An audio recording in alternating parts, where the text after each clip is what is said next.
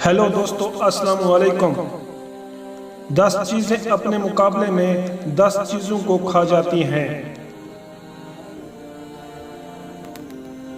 झूठ बोलना रिस्क को खा जाता है।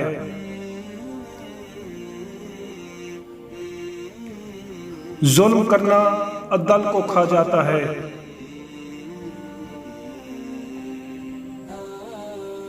गुस्सा करना अक्ल को खा जाता है।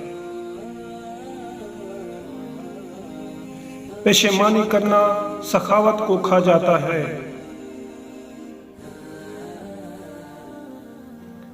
तौबा करना गुनाहों को खा जाता है।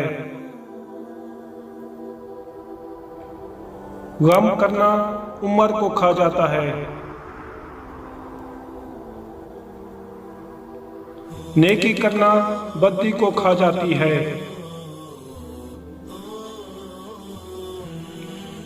तकब्बुर करना इल्म को खा जाता है। सदका करना बला को खा जाता है। गीबत करना अमल को खा जाता है। उम्मीद करता हूं दोस्तों आज की वीडियो आपको पसंद आई होगी। अगर आप दोस्तों को हमारी वीडियो पसंद हो तो वीडियो को लाइक करें, शेयर करें और मुझे कमेंट करें कि आपको हमारी वीडियो कैसी लगी है। और मजीद ऐसी वीडियो देखने के लिए हमारे चैनल सुनहरे अल्फाज को सब्सक्राइब करें। जब तक के लिए खुश रहो और सलामत रहो। अल्लाह हाफिज।